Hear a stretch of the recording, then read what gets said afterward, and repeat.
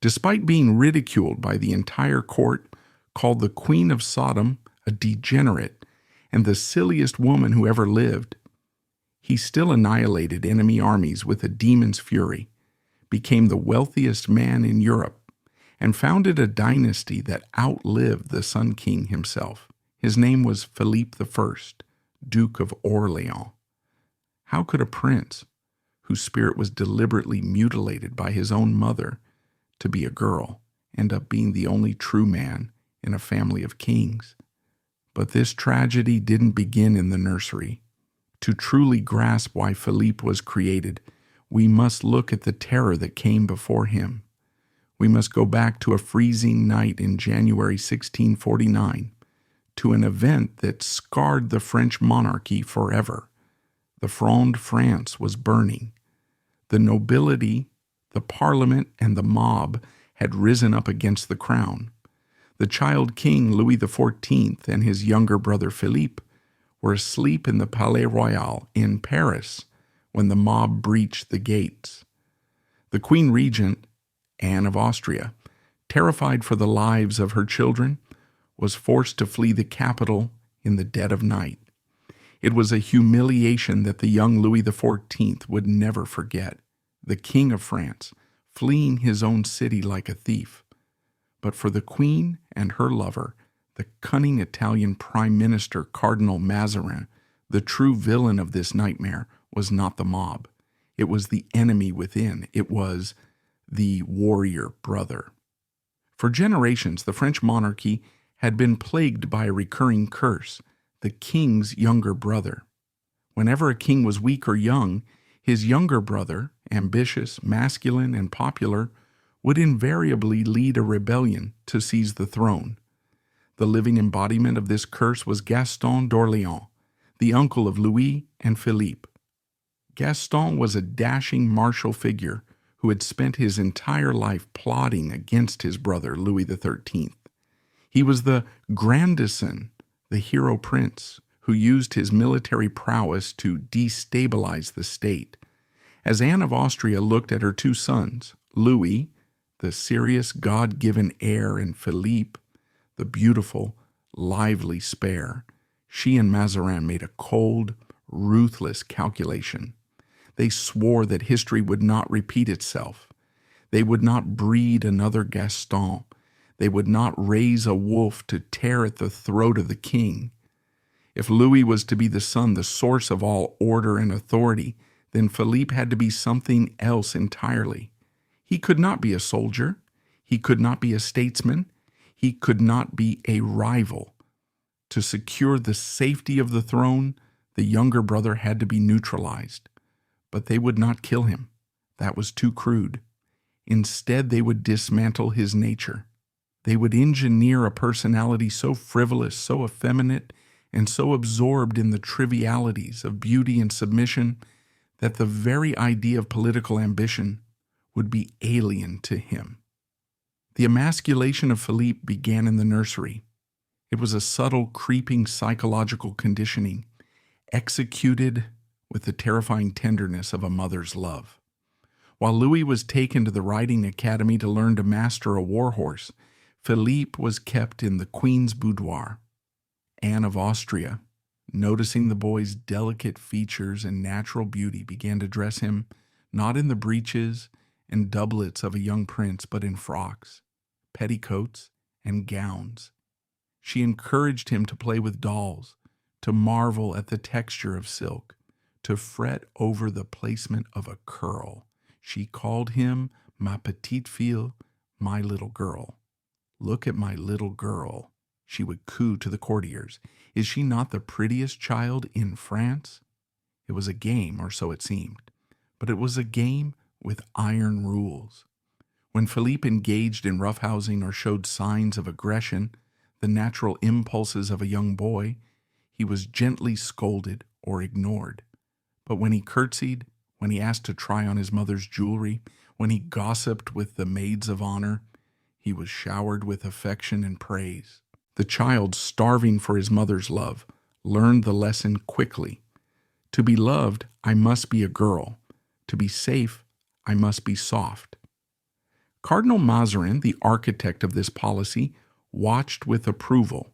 He famously instructed Philippe's tutors not to burden the boy with the heavy education fit for a king. "Do not make him a scholar," Mazarin reportedly said. "He needs only to be amusing." While Louis was drilled in history, warfare, and diplomacy, Philippe was encouraged to read novels, to study fashion, and to occupy his mind with the frivolous. The goal was to create a vacuum in his intellect where ambition might otherwise have taken root. But the conditioning was not merely psychological, it was physically brutal. During the chaotic years of the Fronde, while the young king was shielded, Philippe was often left to sleep on ragged sheets in freezing rooms, instilling in him a lifelong paralyzing fear of poverty. He learned early on that his comfort depended entirely on his submission. Yet there were flashes of a different nature. In a famous nursery incident, Philippe and Louis fought violently over a piece of clothing. Philippe, in a fit of rage, ripped the coat off the future king's back. Cardinal Mazarin did not punish the boy for his violence. Instead, he smiled. He remarked that Philippe was only fighting because he cared about fashion, not power. It was a lie, of course, but it was the lie that saved Philippe's life. But the human spirit is resilient, and biology is stubborn.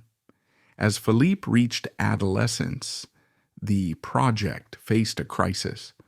The little girl began to grow into a young man. The hormones of puberty brought with them a surge of energy, a desire for action, and the inevitable development of a male physique. The court watched with bated breath. Would the programming hold? Or would the blood of Henry IV, the great warrior king and their grandfather, finally boil over and shatter the porcelain doll Mazarin had built? It was during these teenage years that Philippe's behavior shifted from childhood play to a defiant, almost aggressive performance of effeminacy. He did not stop wearing dresses, he doubled down. He began to treat his face like a mask, applying makeup with a thickness that shocked even the most decadent courtiers. He adopted the mannerisms of the most affected ladies of the court, the swooning, the fan-fluttering, the obsession with gossip.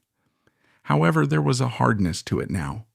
It was no longer just a mother's game. It was Philippe's survival strategy. He was intelligent, far more intelligent than Mazarin had given him credit for. He understood his position. He saw the way his brother, now the king, looked at him, with a mixture of affection and paranoia. Philippe realized that his life depended on his harmlessness. If he showed even a glimmer of the grandison, if he reached for a sword or a book of law, he would be crushed. So he built a sanctuary out of ribbons. He constructed a persona so outrageous, so camp, that it rendered him politically invisible. Who could fear a coup from a man who wept because his wig was powdered incorrectly?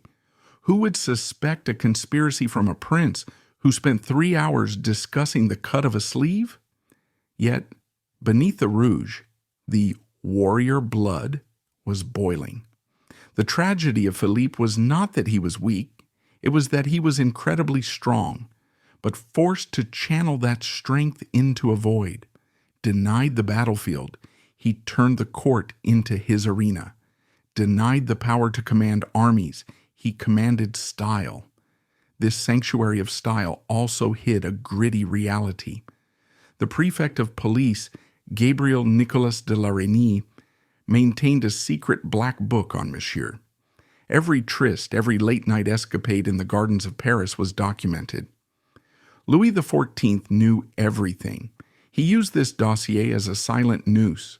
Philippe could have his fun, as long as he stayed out of politics. And the fun was a psychological study in itself. There was a jarring, almost comical contrast in Philippe's desires. The small, perfumed prince, tottering on high heels and covered in ribbons, did not seek out men like himself. He chased the rough trade, giant Swiss guards, illiterate soldiers, and coarse laborers. It was as if by possessing these hyper-masculine figures, he was trying to absorb the very manhood that the state had stolen from him. He became the arbiter of taste in France. If Monsieur wore a certain ribbon the next day, all of Paris wore it. If Monsieur declared a play dull, it closed. He exercised a tyranny of aesthetics, the only dominion he was permitted, but the cracks in the armor were beginning to show. There was a restlessness in him, a chaotic energy that terrified the king. Philippe began to seek outlets for his repressed masculinity and his unquenchable need for intimacy, and he found them in the shadows of the court, in the arms of men who, unlike his brother, did not require him to be a shadow. This marked the beginning of the next phase of his life, the era of the favorites and the entrance of the dark, seductive figures who would come to dominate his soul and threaten the stability of the Sun King's reign. But before the scandal of his lovers would rock the throne, Philippe would be forced into a different kind of union, a political marriage designed to break him further. The year is 1661. The regency is over. Cardinal Mazarin is dead, and Louis XIV, the Sun King, has fully ascended to his absolute power. France is entering its golden age, a spectacle of unparalleled luxury and cultural dominance. And at the heart of this glittering machine, Philippe, now the Duke of Orléans, was expected to play his final role in the state's design. He was to become a husband. The project of Philippe had succeeded in creating an effeminate, submissive brother, but the dynasty still required heirs. The Bourbon line had to be secured. And so, a marriage was arranged, a union that would become one of the most disastrous, scandalous, and tragic entanglements in European history. The bride chosen for Monsieur was his first cousin, Princess Henrietta of England, known affectionately to history as Minette. On paper, it was a match made in heaven. Henrietta was a Stuart, the daughter of the beheaded Charles I, recently returned to glory with the restoration of her brother, Charles II. She was young, slender, and possessed a fragile, ethereal beauty that masked a razor-sharp intellect and a flirtatious spirit. She had grown up in exile in the French court, poor and overlooked, but had blossomed into the most captivating woman of her generation. But from the moment the wedding bands were exchanged, the dynamic was poisoned. Philippe, obsessed with his own beauty, viewed Henrietta not as a wife, but as a rival. When they walked into a room, he did not want to present her. He wanted to outshine her. He scrutinized her dresses, criticizing the embroidery or the cut, not out of husbandly concern, but out of professional jealousy. He was the peacock. She was supposed to be the peahen. Instead, she was a bird of paradise. The situation worsened when the king himself took notice. Louis XIV, who had previously dismissed Henrietta as too thin and too quiet when she was a child, was suddenly struck by her transformation. A dangerous intimacy developed between the king and his sister-in-law. They spent long summer nights in the gardens of Fontainebleau, organizing ballets, whispering in alcoves, and excluding Philippe from their golden circle. The court buzzed with rumors. Was the king sleeping with his brother's wife? Historians debate the physical extent of the affair, but the emotional betrayal was absolute. Philippe was humiliated. The grandison nightmare that Anne of Austria had tried to suppress began to mutate. Philippe did not respond with a sword, as a warrior might. He responded with spite. He weaponized the one thing he could control, his access to his own bed and the atmosphere of his own household. If Louis and Henrietta were the sun and the moon, Philippe decided to summon the darkness. He retreated into the arms of a new class of courtiers, men who despised women, men who mocked the king's piety, men who would form a state within a state inside the Palais Royal. To understand Philippe, one must understand the mignons, the favorites. These were not merely sexual partners, they were his alter egos. Denied the ability to be masculine himself, Philippe surrounded himself with men who were hypermasculine, arrogant, and dangerous. He lived vicariously through their violence and their ambition. The early favorites, like the dashing Comte de Guiche, were romantic figures. Guiche was a bestial adventurer who courted both Philippe and Henrietta, creating a dizzying geometric puzzle of desire that drove the court mad. But Guiche was eventually exiled, leaving a vacuum that was filled by a man of a much darker hue. Enter Philippe de Lorraine, the Chevalier de Lorraine. If Philippe was the victim of the story, the Chevalier de Lorraine was its villain. A member of the princely house of Guise, Lorraine was as noble as the king himself. He was described by contemporaries as having the face of an angel and the soul of a devil. He was breathtakingly beautiful, a master swordsman, and utterly devoid of morality. Lorraine understood the assignment perfectly. He saw that Philippe was a wounded creature, starving for validation and power. Lorraine provided both. He treated Philippe not as a silly woman, but as a master to be worshipped and controlled. In exchange, Philippe gave Lorraine dominion over his soul. Lorraine established a cabal around Monsieur, later dubbed the Holy Sect or the Confraternity. This was a group of young aristocrats who openly flaunted their homosexuality, rejected the company of women, and turned the Palais Royal into a sanctuary of libertinism. But their purpose was not just pleasure, it was political isolation. Lorraine's goal was to sever Philippe from his wife. As long as Henrietta had influence over Philippe, she was a threat to Lorraine's power. A war of attrition began. Lorraine mocked Henrietta's piety, intercepted her letters, and poisoned Philippe's mind against her, whispering that she was a spy for the king, that she despised Philippe, that she was laughing at him with her lovers. The Palais Royal became a battlefield. Henrietta, isolated and terrified, wrote to her brother Charles II in England, complaining of the tyranny of the Chevalier. She begged Louis XIV to intervene.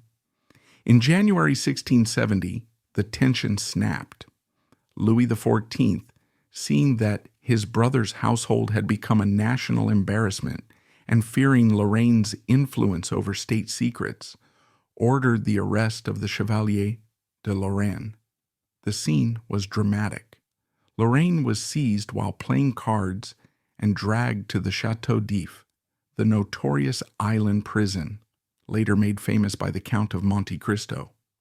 Philippe's reaction was catastrophic. It was the reaction of a man whose heart had been ripped out. He did not rage like a soldier. He grieved like a widow. He threw himself onto the floor, weeping hysterically. He fainted. When he awoke, he drove the court into a panic. He refused to shave. He refused to change his linen. He packed his bags and dragged Henrietta, who was sick and pregnant, away from the comforts of Paris to his country estate at Villers-Cotterêts. It was a strike. Philippe, the submissive spare, was holding the king's sister-in-law hostage until his lover was returned. "I will not return to court," he declared, "until the Chevalier is free." Louis XIV was in a bind. He needed Henrietta. She was his secret diplomat, the key to negotiating the covert Treaty of Dover with England. To get Henrietta back to perform her diplomatic duty, the king had to capitulate to his brother's tears. A deal was struck. Henrietta would go to England to sign the treaty, and upon her return the Chevalier de Lorraine would be released from prison and allowed to go into exile in Rome, with the promise of an eventual return. It was a temporary truce, purchased with bitterness. But no one knew that death was already walking the halls of the Château de Saint-Cloud. June 29th, 1670. A sweltering summer day. Henrietta had returned from England, triumphant. She had secured the treaty. She was the most important woman in Europe, but she was physically broken. She was thin, pale, and plagued by a constant pain in her side. That afternoon, at the Château de Saint-Cloud, she asked for a glass of chicory water, a common digestive tonic, to cool herself. Her cupbearer handed her a porcelain cup. She drank. The reaction was instantaneous and horrifying. Henrietta dropped the cup, clutching her side. Her face went ashen. "Ah, what a pain!" she screamed, her voice echoing through the salon. "What shall I do? I must be poisoned. Someone has poisoned me." She was carried to her bed. The doctors arrived, but they were useless, bleeding her and applying hot compresses that only increased her agony. The king was summoned from Versailles. When Louis arrived and saw the state of the woman he had once loved, he wept openly. Philippe, too, was present, pacing the room in a state of confused agitation. But the eyes of the court were not on the doctors. They were on the cup. Rumors flew instantly. The Chevalier de Lorraine. He was in Rome, yes, but his agents, the Marquis d'Effiat and the Comte de Beuvron, were still in Philippe's household. Had they rubbed poison on the rim of the cup? Had they spiked the chicory water? Henrietta herself was convinced. "I have been poisoned," she kept repeating to the priests and the ambassadors surrounding her deathbed. For 9 hours she endured the torture of the damned. Her digestive system was collapsing. At 3 a.m. on June 30th, Henrietta of England, the first Madame, breathed her last. The scandal was nuclear. The King of England demanded answers. If it was proven that the brother of the French king had allowed his wife to be murdered by his male lovers, it would mean war. Louis XIV ordered an immediate autopsy, a rare and gruesome procedure for royalty. The doctors cut open her body in front of the English ambassador. They found her internal organs in a state of corruption and gangrene, and her stomach full of bile. They officially declared the cause of death to be cholera morbus, severe gastroenteritis. Today, modern medical analysis suggests she died of a perforated gastric ulcer, leading to acute peritonitis. The pain of a perforation is exactly as she described, sudden, like a gunshot, followed by rapid infection. But the verdict of history was not so clinical. To the public and to many at court, Philippe was complicit. Even if he hadn't poured the poison, he had nurtured the vipers who wished her dead. He was marked. The silly prince was now the dark prince. Philippe was a widower, but the machinery of the state does not pause for grief, and certainly not for guilt. He needed a new wife. He needed more sons. This time, the king's advisers looked away from the delicate flowers of England and toward the sturdy oaks of Germany. They chose Elizabeth Charlotte, the Princess Palatine, known as Liselotte. Liselotte was the antithesis of Philippe. She was a tomboy who grew up roaming the forests of Heidelberg. She hated fashion. She hated makeup. She loved sausages, sauerkraut, and hunting wolves. When she was told she had to marry Monsieur, the delicate perfumed brother of the French king, she was terrified. She had heard the rumors. She knew about the holy sect. She knew about the dead wife. Their first meeting in 1671 was a comedy of errors. Philippe looked at this sturdy, red-faced German girl with wide shoulders and no fashion sense, and famously whispered to the king, "How will I ever be able to sleep with that?" Liselotte, for her part, looked at Philippe, covered in ribbons, smelling of jasmine, wearing rouge, and thought she had married a madman. And yet, against all odds, this was the beginning of the most successful partnership of Philippe's life. Liselotte was not Henrietta. She did not flirt with the king. She did not try to be beautiful. She had a biting wit, a coarse sense of humor, and a heart of gold. She looked at Philippe's holy sect not with fear but with a cynical, observational humor. She realized quickly that she could not change him. "Monsieur does not love women," she wrote in her letters. "He believes we are all dirty and scheming." Instead of trying to seduce him, she became his buddy. She hunted with him, though he hated getting dirty. She listened to his gossip, and she gave him the one thing he craved more than anything: loyalty. Their intimacy, however, was a comedy of manners.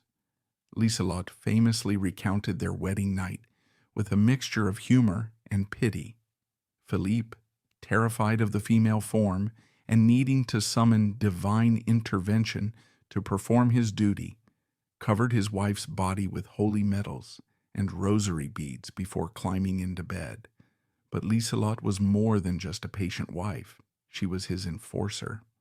When one of Philippe's arrogant favorites dared to insult her, Liselott, who had the strength of a German peasant, didn't swoon. She slapped the man so hard he fell to the floor. Philippe didn't rage. He laughed. For the first time, someone was fighting for him, not against him.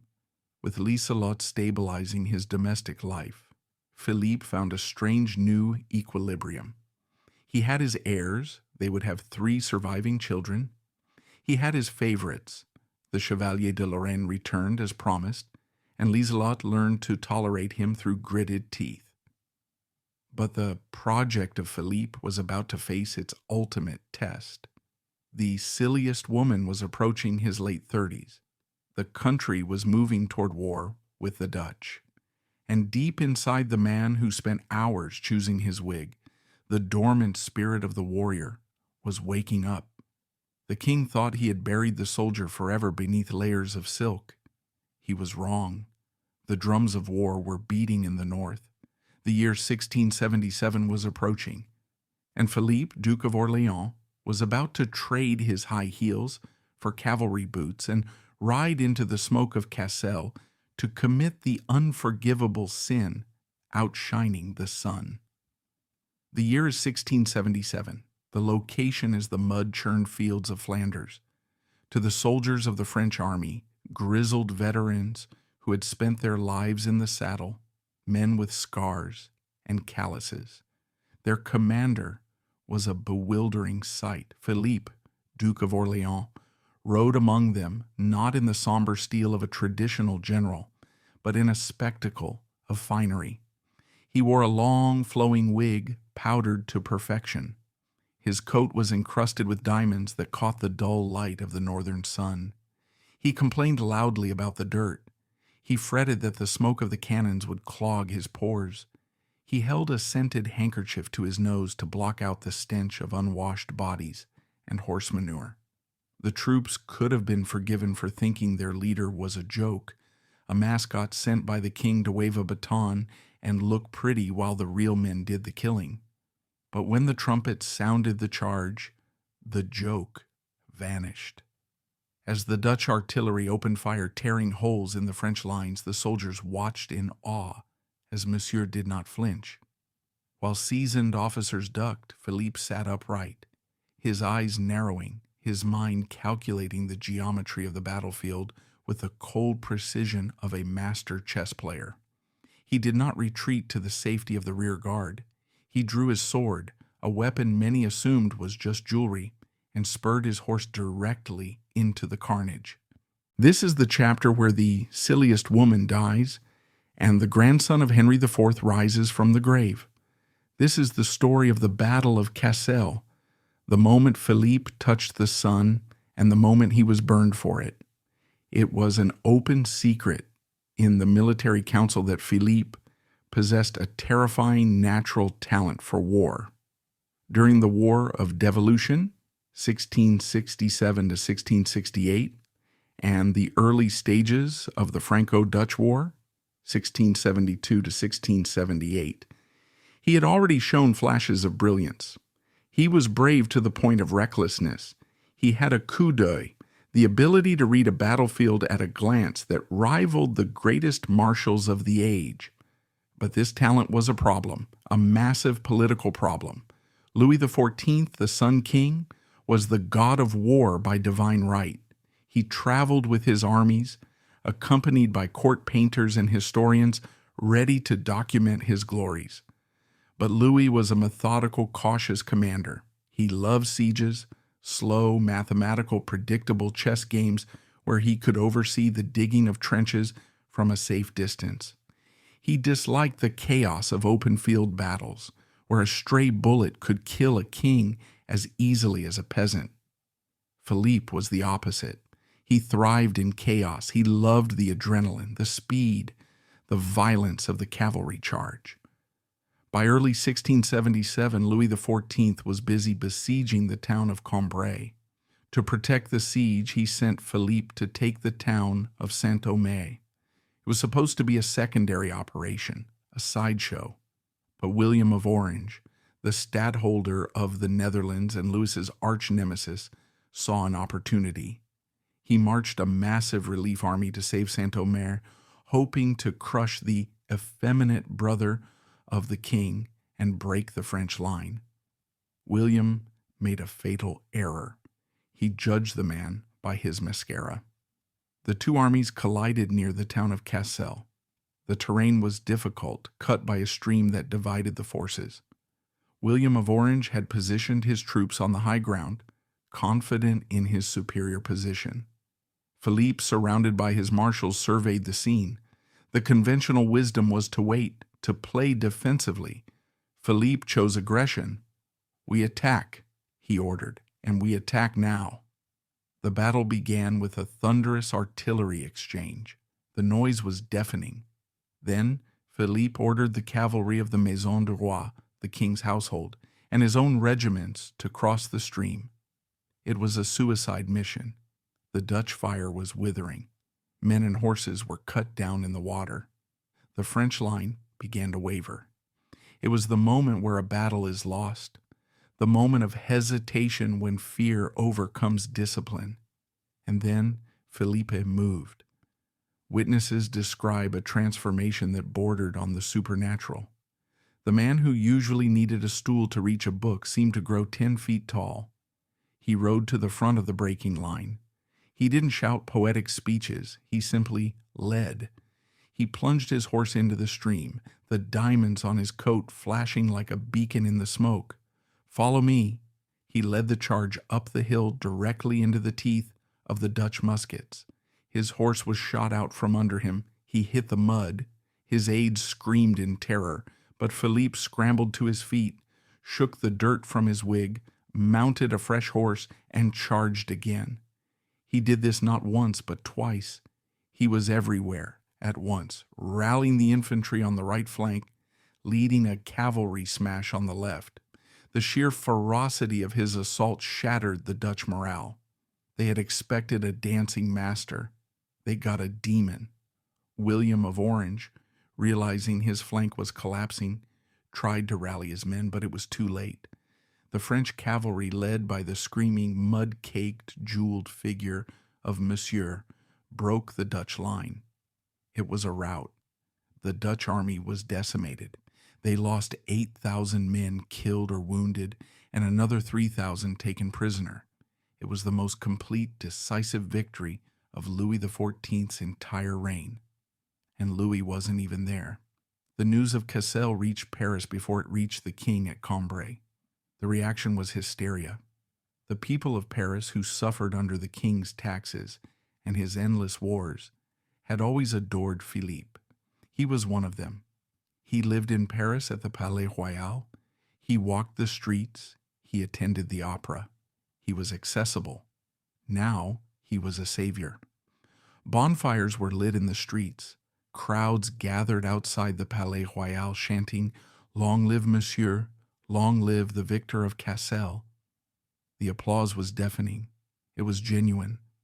And it was the death knell of Philippe's career. When Philippe arrived at the king's camp to present the captured enemy's standards, he expected a brother's embrace. He expected the baton of a marshal of France. He walked into the king's tent, flushed with the pride of a job well done. Louis XIV looked at him. The king's face was a mask of icy politeness. "I am pleased, brother," Louis said, his voice flat, "that you have served the state." There was no parade. There was no promotion. There was only a terrifying silence. The king asked a few technical questions about the battle, then dismissed him. The logic of the Sun King was absolute. L'état, c'est moi.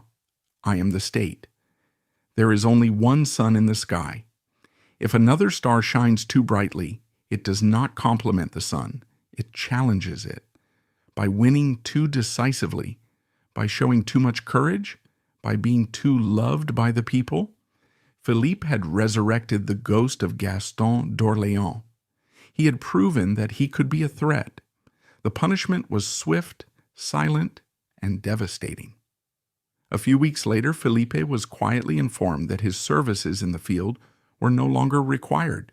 He was relieved of command. He was told to return to Paris to attend to his duties at court.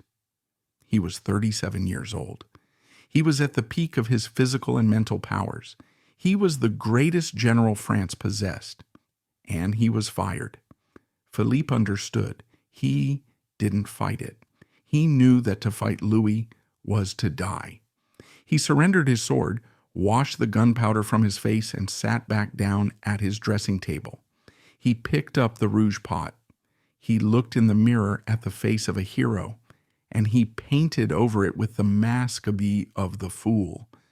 If the king wanted a harmless, effeminate brother, Philippe would give him the performance of a lifetime. He would become so frivolous, so obsessed with baubles and boys, that Louis would never have to tremble again. Banished from the battlefield, Philippe channeled his immense energy into the only domain left to him, architecture and pleasure. He turned his eyes to his country estate, the Château de Saint-Cloud. If Versailles was the temple of the sun god, rigid, formal, filled with the stiff etiquette where courtiers stood for hours, watching the king eat a boiled egg, Saint-Cloud would be the temple of Dionysus. Philippe poured his fortune into transforming Saint-Cloud. He hired the same architects and gardeners who built Versailles, Jules Hardouin-Mansart and André Le Nôtre, but he gave them a different instruction. Make it human, he seemed to say.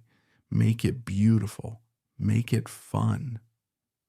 The gardens of Saint-Cloud were a masterpiece of cascades and fountains that many whispered were superior to those at Versailles. But the real difference was the atmosphere. At Versailles, you behaved. At Saint-Cloud, you lived. Philippe introduced the médianoche, the midnight supper. While the king was asleep, Philippe's court was just waking up. The salons of Saint-Cloud glittered with a mix of the highest nobility, the most scandalous libertines, artists, musicians, and the beautiful young men of the holy sect. It became a refuge for the misfits of the Grand Siècle.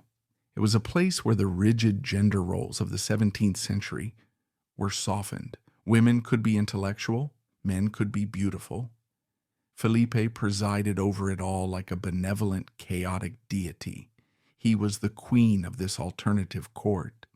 This was his revenge. He could not defeat his brother on the battlefield, so he defeated him in the ballroom.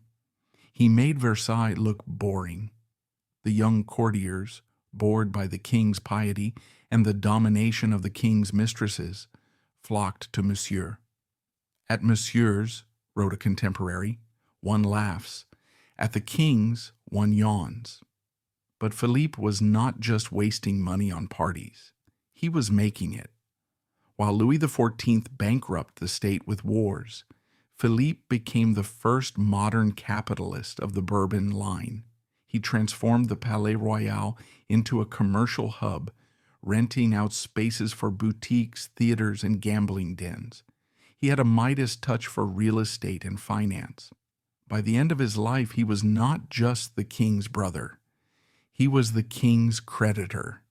This financial independence terrified Louis almost as much as Philippe's military talent.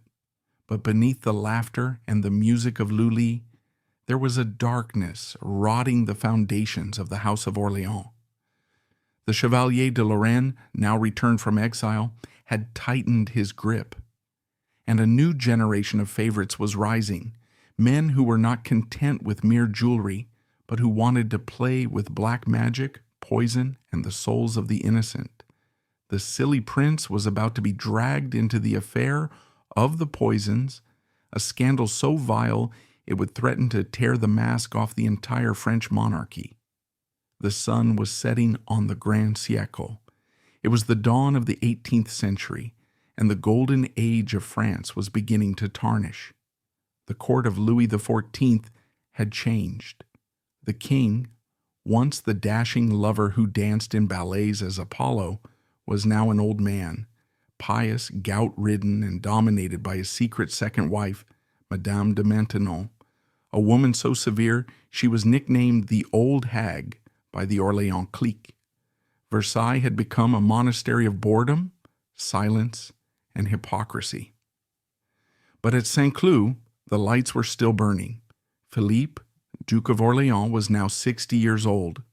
His body was thicker, his face more heavily lined beneath the white lead paint, and his gait on his high heels a little slower.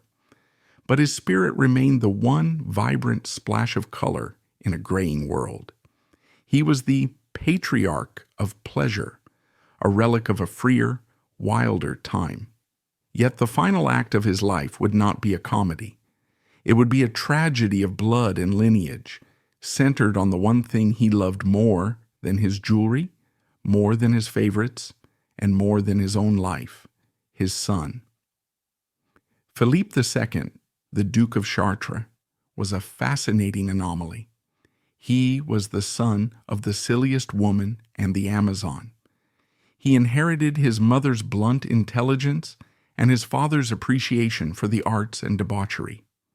Philippe adored the boy. For the first time in his life, the project of Philippe, the state mandate that he be weak and effeminate, could be undone. He wanted his son to be everything he was not allowed to be. He wanted him to be a soldier, a statesman, a man of consequence. But Louis XIV was watching.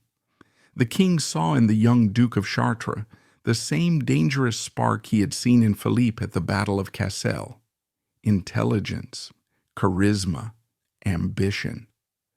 The curse of the younger brother had skipped a generation and landed on the nephew. Louis decided to neutralize the nephew, just as he had neutralized the father.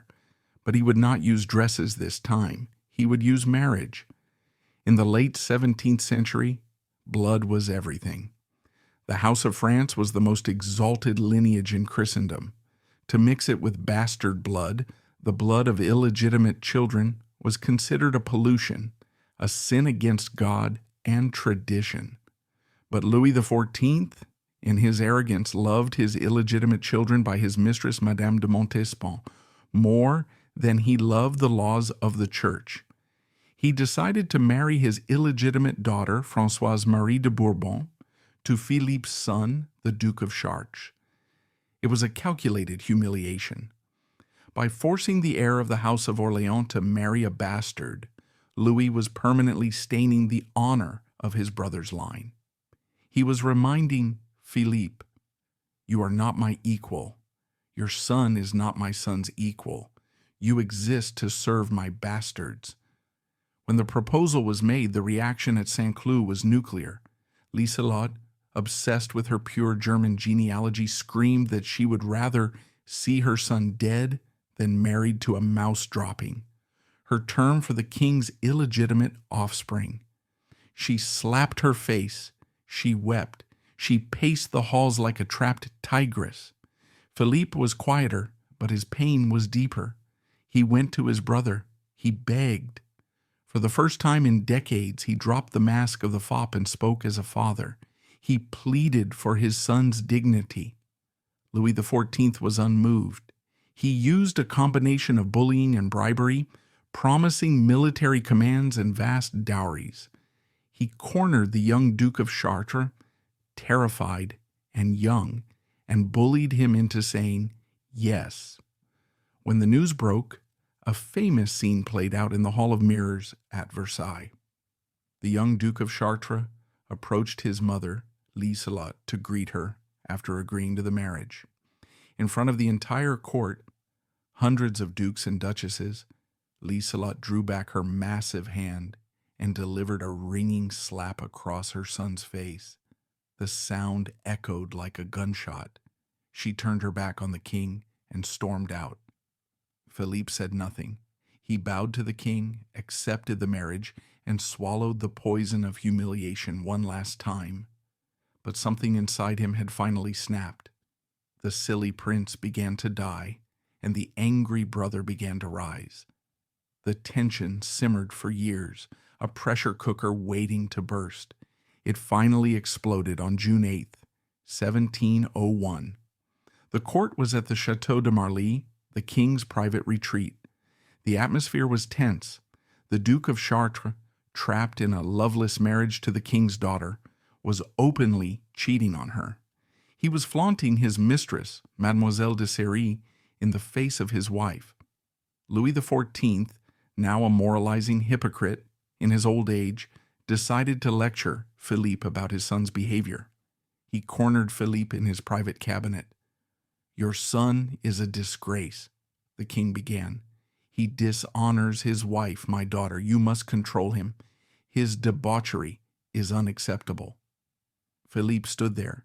He looked at his brother, the brother who had taken his military command, who had imprisoned his lover, who had poisoned his first wife, in his mind, who had forced his son into a shameful marriage. He looked at the man who had paraded a string of mistresses, La Vallière, Montespan, Fontange, before the eyes of the suffering queen for 40 years. And Philippe laughed. It was a dark, bitter laugh. "You?" Philippe shouted, his voice rising to a roar that penetrated the heavy oak doors. "You dare to speak to me of marital fidelity? You, who filled France with your bastards? You who forced my son to marry one of them?" The courtiers in the antechamber froze. No one shouted at the Sun King. To shout at the king was treason. It was death. But Philippe did not stop. The years of ma petite fille, the years of high heels, the years of biting his tongue, it all came pouring out. "My son is only following the example set by you," Philippe screamed, his face purple with rage. "He learned his morals from the King of France. Do not preach to me about honor when you have spent a lifetime destroying it." Louis XIV was stunned into silence. He had never seen his shadow cast a darkness so deep. The argument ended in a stalemate. Philippe, chest heaving, spun on his red heels and stormed out of the room. He climbed into his carriage and ordered the driver to take him to Saint-Cloud. He was trembling with a rage so potent it felt like poison in his veins. That evening at Saint-Cloud, there was a party. There was always a party. Philippe sat at the head of the table, surrounded by the holy sect, by beautiful women, by music and laughter. He was eating, drinking, trying to wash away the taste of the argument. He began to speak to his son, perhaps to apologize, perhaps to warn him. Suddenly his words slurred. The fork dropped from his hand, clattering onto the Sèvres porcelain. His head fell forward onto his chest. "Monsieur, monsieur?" He had suffered a massive stroke, an apoplexy in the language of the time. The rage had burst a vessel in his brain. He was carried to his bed. The greatest doctors in France were summoned. They bled him. They burned feathers under his nose. They applied leeches. But the Prince of Paradox was beyond their reach. He lay in a coma, his breathing ragged. The news raced to Marly. Louis XIV was awoken in the middle of the night. The king, usually so composed, panicked. He rushed to his carriage, but by the time he was ready to leave, the message arrived. It is too late. Philippe I, Duke of Orléans, died at noon on June 9th, 1701. The tragedy of his life extended to the very second of his death. The moment Philippe took his last breath, the holy sect, the favorites he had showered with gold and titles, did not weep. They looted. Like a flock of vultures, they descended on his still warm body, tearing rings from his fingers and ransacking his cabinets for keys to his vaults. It was Lieselot, the wife he had never loved, who had to physically fight them off to protect his corpse. In the end, the only person who respected him was the woman he had spent 30 years trying to avoid. When Louis XIV received the final confirmation, the mask of the Sun King cracked. He broke down. "I have lost the only brother I had," he wept. "He was the one person who truly knew me." For a moment, the grief was real. But Louis XIV was a politician before he was a brother. Even as the tears were drying on his cheeks, a terrifying thought occurred to him. The letters. Philippe had spent 50 years exchanging letters with the Chevalier de Lorraine, with the Marquis de Fiat, with dozens of male lovers. These letters contained the intimate, unfiltered, queer history of the Bourbon dynasty. They contained state secrets, mockery of the king, and details of the sexual underground of the Grand Siècle. If they were found, the reputation of the House of France would be destroyed. Louis issued an immediate order. The king's police descended on the Palais Royal and Saint-Cloud before the body was even cold. They seized every scrap of paper in Philippe's private cabinets.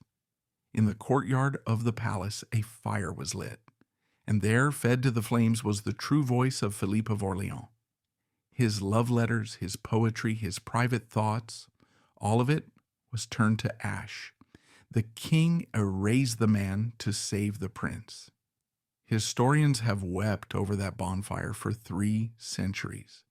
We can only imagine what wit, what passion, and what tragedy were lost in that smoke. They buried him in the royal basilica of Saint-Denis, alongside the kings and queens of France. The court went into mourning. Saint-Simon wrote, "The court became lifeless and without action. It was Monsieur who gave it its sparkle." Without the silly prince, Versailles became a tomb of boredom. But Philippe had the last laugh. The project of Philippe was designed to ensure that the Orléans line would never threaten the senior Bourbon line. It failed spectacularly. Louis XIV's line, the line of the Sun King, withered. His son died, his grandson died. His great-grandson became Louis XV, but eventually the direct line ended on the guillotine with Louis XVI. But the cold calculus of history had one final twist in store, a vengeance 3 generations in the making. In 1793, during the height of the French Revolution, the fate of Louis XIV's direct descendant, King Louis XVI, was put to a vote. The deciding vote for the king's execution was cast by none other than Philippe's great-grandson, Louis-Philippe II, known as Philippe Égalité. The descendant of the silly prince signed the death warrant for the descendant of the Sun King. The project of Philippe didn't just fail, it returned to cut off the head of the monarchy itself. But Philippe's line, the effeminate branch, it thrived. Philippe's son, the boy he defended with his dying breath, became the regent of France, ruling the kingdom with absolute power after Louis XIV's death. Philippe's great-great-grandson, Louis-Philippe, would become the king of the French in 1830. Today, almost every Catholic royal family in Europe, from the kings of Spain to the kings of Belgium, from the Grand Dukes of Luxembourg to the pretenders of the French throne, descends directly in the male line from Philippe of Orléans. The man they called a woman, the man they called a spare, became the grandfather of Europe. In the end, the sun set, but the morning star is still burning.